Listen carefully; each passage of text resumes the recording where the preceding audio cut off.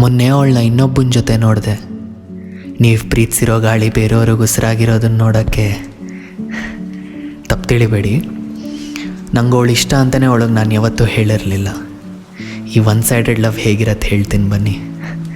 ಅವಳಂದರೆ ಪಂಚ ಪ್ರಾಣ ರೀ. ಒಂಥರ ಕಾಲಲ್ಲಿ ತೋರಿಸಿದ್ದನ್ನು ತಲೆ ಮೇಲೆ ಇಟ್ಕೊಂಡು ಮಾಡಬೇಕು ಅನ್ನೋ ಆಸೆ, ಆದರೆ ಹೇಗೆ ಮಾಡೋದು ಅಂತ ಗೊತ್ತಿಲ್ಲ. ಮನಸ್ಸಲ್ಲಿದ್ದಿದ್ದು ಹೇಳ್ಕೊಳಕ್ಕಾಗ್ದಿರೋನು ಅವಳ ಮನಸ್ಸಲ್ಲಿರೋದನ್ನು ಪೂರೈಸೋಕ್ಕಾಗತ್ತಾ ನನ್ನ ಕೈಯಲ್ಲಿ?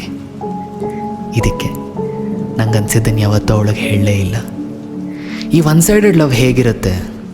ಆಕೆ ಏನೋ ಮಾಡ್ತಾ ಹಾಗೆ ಒಂದು ಸರ್ತಿ ತಿರುಗಿದಾಗ, ಆ 4 ಕೂದಲು ಅವಳ ಕಣ್ಣ ಮೇಲೆ ಬಿದ್ದಾಗ, ಕೂದಲು ಸರಿಸ್ಕೊಳಕ್ಕೆ ತಲೆ ತಗ್ಗಿಸ್ದಾಗ, ನಾನು ಹಾಗೆ ತಗ್ಸಿ ಮುಗುಳ್ನಾಗೋದ್ರಲ್ಲಿರುತ್ತೆ. ಆಕೆ ಬೇರೆಯವ್ರ ಜೊತೆ ಮಾತಾಡೋವಾಗ ಗಿಣ್ಕೊಂಡು ಸುಮ್ಮನಿರೋದ್ರಲ್ಲಿರುತ್ತೆ. ಆಕೆ ನಗುನ ನನ್ನ ನಗುಗಿಂತ ಜಾಸ್ತಿ ತಿಳ್ಕೊಂಡಿದ್ರು ನನ್ನ ಮೌನದ ಬಗ್ಗೆ ಆಕೆಗೆ ಅರಿವೇ ಇಲ್ಲದೆ ಇರೋದ್ರಲ್ಲಿರುತ್ತೆ.